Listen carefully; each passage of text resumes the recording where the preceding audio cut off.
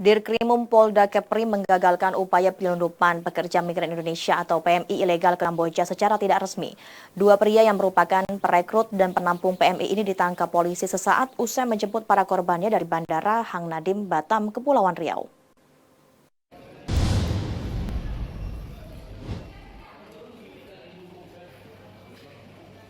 Perdagangan manusia secara ilegal masih kerap terjadi di wilayah Batam. Meski sudah berkali-kali ditangkap dan digagalkan keberangkatannya, namun aksi pengiriman PMI secara ilegal ternyata tak lekang. Hampir setiap hari belasan bahkan puluhan WNI diberangkatkan ke luar negeri.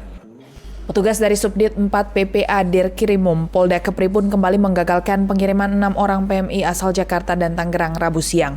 Para korban akan dikirim ke Kamboja via Singapura oleh Medi alias Asong dan Chandra.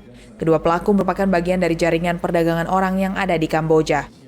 Menurut Kombes Pol Jerry Siagian, Dirkrimum Polda Kepri, ke-6 korban akan diperkerjakan sebagai operator judi online yang berbasis di Kamboja.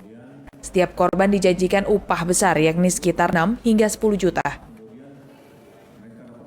Tak hanya gaji, para pelaku juga memberi iming-iming bus jika korban mampu menggait warga untuk bermain judi online.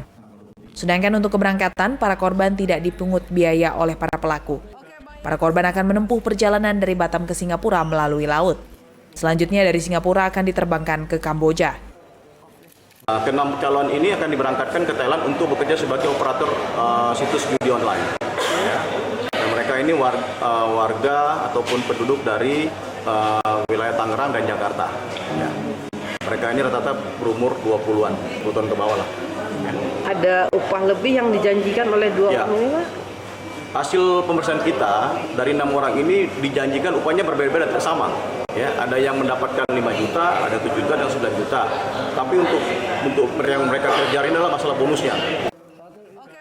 Sementara itu pasal tersangka akan dijerat pasal 81 dan 86 Undang-Undang Nomor 18 Tahun 2017 tentang perlindungan pekerja migran Indonesia dengan ancaman 10 tahun penjara serta denda sebesar 15 miliar rupiah. Dari Batam, Kepulauan Riau, Febri Andriana Moga melaporkan.